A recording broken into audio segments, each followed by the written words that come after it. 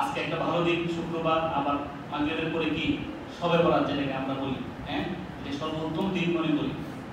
তো ভাই আল্লাহ রাব্বুল আলামিন গুনাহ মাফের জন্য এক সময় সিজন দান করেন, মুহূর্ত দান করেন, যেটাকে আমরা আল্লাহ তাআলা গুনাহ মাফের সুযোগ করে দেন। আল্লাহ হয়তো এটাকে দিয়েছেন, এটাকে আমরা কাজে লাগাই, আর ইনশাআল্লাহ আমরা এই আলাদা করি যে আমি আর গুনাহ করব না, কারণ আমার গুনার বোঝা আমাকে বহন করতে হবে। একটু চিন্তা করে দেখেন তো, একটা গুনার কারণে যদি এত লম্বা জাহান্নাম হয়, তাহলে আমি সারা দিনই লাখটা গুনাহ করতেছি। এই যুবক ভাইরা যারা আমরা আছি, একটা গুনার কারণে যদি আল্লাহ তাআলা জাহান্নাম দেয়, তাহলে আমি লাগাতার গুনার কাজ করতেছি, আমার গুনাহ অভাবই নাই।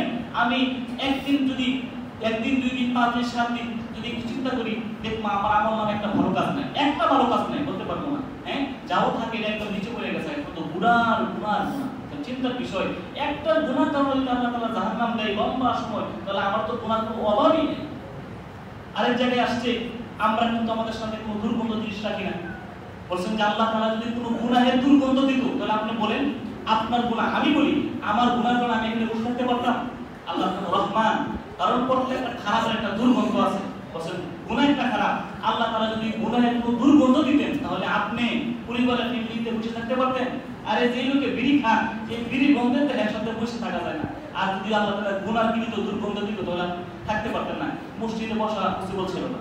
সেজন্য ভাই আমার আল্লাহ রহমান রহিম, আল্লাহ তাআলা গুনাহের কোনো দুর্গন্ধ দেন নাই, শুধু আল্লাহ তাআলা দিয়েছেন তওবার কথা বলছে। সেজন্য আমাদের গুনাহ সবারই আছে, আমার সবচেয়ে বেশি গুনাহ।